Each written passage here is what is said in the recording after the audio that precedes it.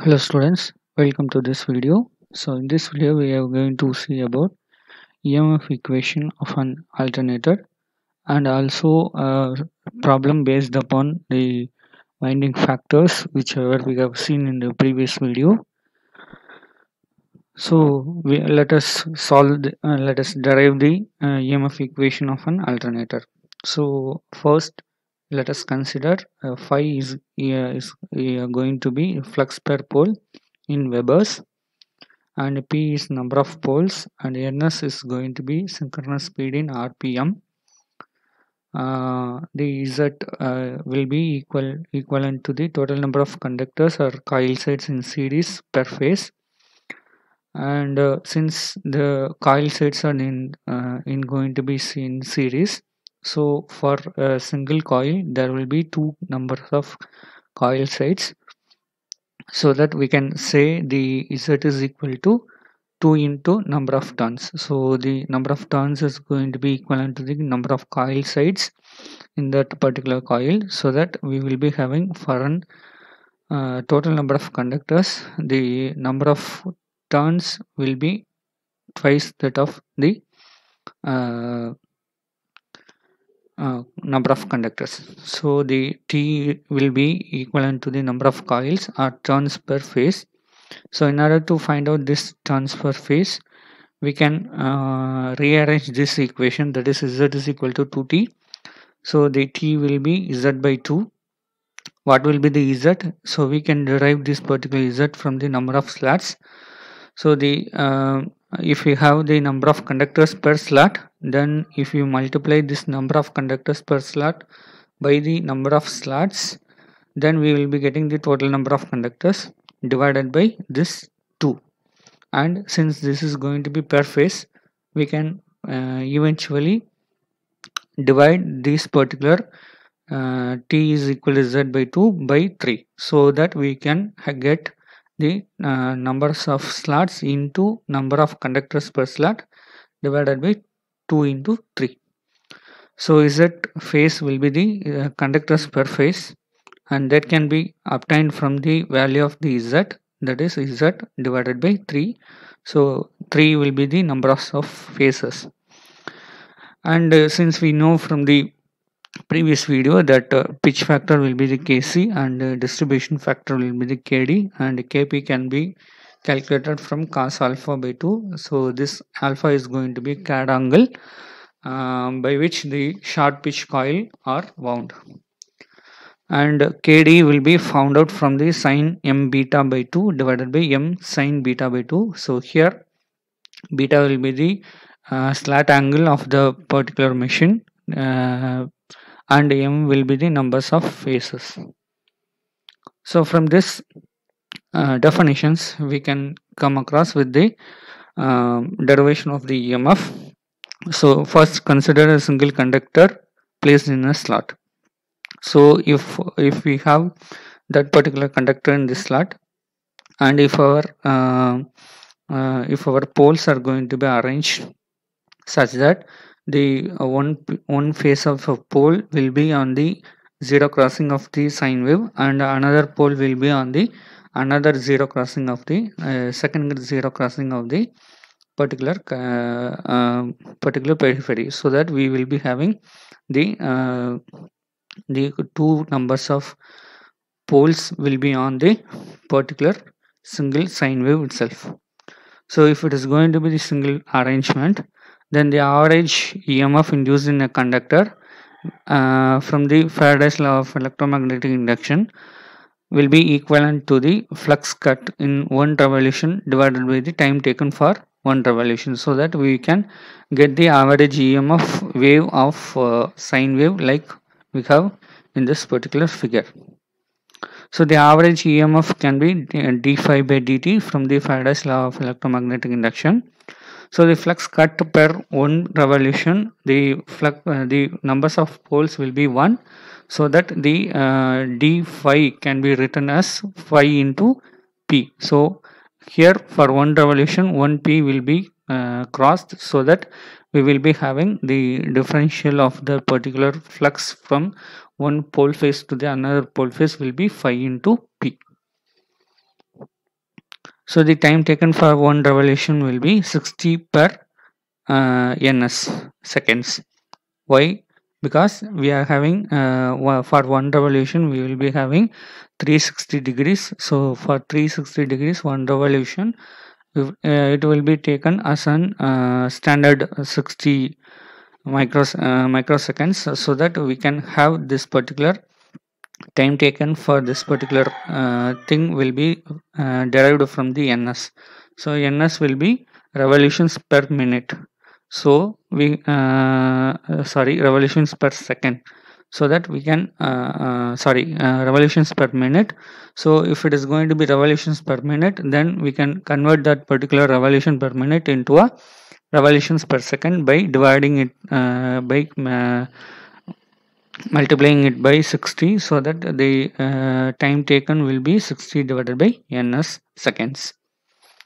So the average emf will be d phi by dt. So we can replace these two variables from the derived conditions whichever we have seen in this particular derivation. So phi p will be equivalent to d phi, and dt will be replaced by 60 by ns, so that we can get the equivalent as 5 pns divided by 60.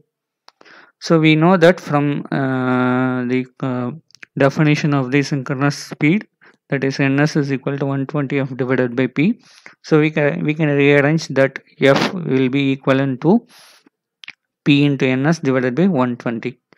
So if we replace this particular p into ns divided by 120 as here, so 5p, so ns can be replaced by 120f divided by p. So 5p 120f divided by 60p, so that we can strike out this 60 and 120 by 2. So 2f, this 2p can be cancelled, so that we will be getting 2f 5 volts. And if we are having z conductors connected per phase, then the average emf per phase will be 2f 5 into z, because we are seen this particular average emf per conductor only. So for z number of conductors, we can have 2f 5 into z volts. And if z is equal to 2t, as we have seen in the previous slide itself, so that we can write this average emf per phase will be 2f 5 into 2t. So we can write this as 4 into f 5t. And we know from the basics of the machines, that is the circuit theory, that a sinusoidal waveform can be defined with the form factor. The form factor can be defined as RMS value divided by the average value. So for a sine wave, it is a constant, that form factor will be 1.11 into average value, which is equal to the RMS of the sine wave. So the form factor will be 1.11 for an sinusoidal wave. So we can get the RMS is equal to 1.11 into average value. So we can change this average value into RMS value. So the RMS value of the EMF per phase will be 1.11 into this particular value. That is the average value. So the 4f 5t into 1.11 will be 4.44 f into 5t, which is going to be the RMS value of the EMF per phase. So this equation is going to be the EMF equation of the particular alternator, and this EMF will be true for transformers too, because we have studied in the machines 1 that the transformer have the EMF equation like we have derived now. So this particular equation is true if the winding is going to be concentrated one. So if it is going to be distributed one, we need to add up with the values of the pitch factor and the distribution factor. So if we add those two values, then our final equation will be the actual available voltage per phase will be 4.44 f into 5 into t into kp into kd, so that our particular equation can be applied for the distributed windings also. So the star connected line voltage will be the root 3 into phase voltage, because we have this particular RMS value as a per phase value. So if we have the star connected line voltage value, then we need to put that particular phase value as root 3 into that particular phase value. Then we can get the line voltage of the particular machine. So that's all about this particular EMF equation. Now we are going to solve one problem, that the armature of a 20 pole AC generator has 180 stator slots with 6 conductors per slot. All the coils of a phase are in series. When the machine winding is connected as a single phase, the generated voltage will be V1. When the same machine winding is connected as a three phase, the star connection, the generated per phase value will be V2. Assume the full pitch and single layer winding. Find the ratio between the V1 and V2. Since we have a 20 pole AC generator which has stator slots as 180 and conductors per slot will be 6, and it is going to be a single layer winding and full pitch winding. So if that machine is going to be connected with this single phase, the generated voltage will be V1. If the same machine is going to be connected with the three phase star connection, then the generator phase voltage value will be V2. So we need to find out what is V1 by V2. So that is simple.